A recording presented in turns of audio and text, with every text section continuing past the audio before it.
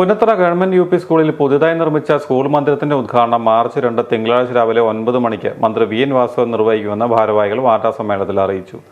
പൊതുവിദ്യാഭ്യാസ വകുപ്പ് പുതിയ സ്കൂൾ നിർമ്മാണത്തിന് 2.17 കോടി രൂപയാണ് അനുവദിച്ചത്. ആധുനിക സൗകര്യങ്ങളോട് കൂടിയ 8 ക്ലാസ് മുറികളും ശുചിമുറികളും ഉൾപ്പെടെയാണ് പുതിയ മന്ദിരം നിർമ്മിച്ചിരിക്കുന്നത്.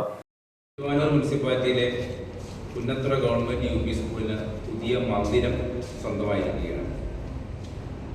2018 ഈ പുതിയ മന്ദിരത്തിൻ്റെ നിർമ്മാണ അനുമതി ലഭിച്ചതെങ്കിലും പണി തുടങ്ങാൻ വേണ്ടിയിട്ട് നമുക്ക് 2023 വരെ കാത്തിരിക്കേണ്ടി വരും. ഏറ്റുമാനൂരിൻ്റെ പ്രിയപ്പെട്ട MLA മന്ത്രിയുമായ ശ്രീ വി എൻ വാസവൻ്റെ ഇടപെടലിലൂടെയാണ് തടസ്സങ്ങളെല്ലാം മാറി ഈ മന്ദിരം ഇപ്പോൾ യാഥാർത്ഥ്യമായിരിക്കുന്നത്. ഈ പുതിയ മന്ദിരത്തിൻ്റെ ഉദ്ഘാടനം ഈ വരുന്ന തിങ്കളാഴ്ച, അതായത് 2026 മാർച്ച് 2 തിങ്കളാഴ്ച രാവിലെ 9 മണിക്ക് കേരളത്തിലെ സഹകരണ തുറമുഖ ദേവസ്വം വകുപ്പ് മന്ത്രി ശ്രീ വി എൻ വാസവൻ ഉദ്ഘാടനം ചെയ്യുന്നതാണ്.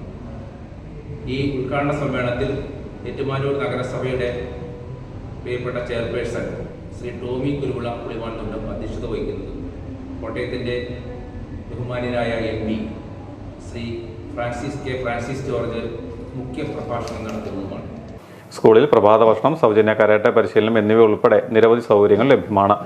ഉദ്ഘാടന സമ്മേളനത്തിൽ നഗരസഭാ ചെയർമാൻ ടോമി പുളിമാൻതുണ്ടം അധ്യക്ഷത വഹിക്കും. ഫ്രാൻസിസ് ജോർജ് MP മുഖ്യ പ്രഭാഷണം നടത്തും. സ്മരണിക പ്രകാശനം മുൻ MP advocate K Suresh Kurup നിർവഹിക്കും. സ്കൂളിന്റെ 111ാം വാർഷിക ആഘോഷവും സർവീസിൽ നിന്ന് വിരമിക്കുന്ന അധ്യാപിക PT Biji, office staff PK Mallika എന്നിവരുടെ യാത്രയയപ്പും ഇതോടൊപ്പം നടക്കും. സ്കൂൾ വാർഷികാഘോഷം വ്യാപാരി വ്യവസായ ക്ഷേമനിധി board vice chairman ES Biju ഉദ്ഘാടനം ചെയ്യും.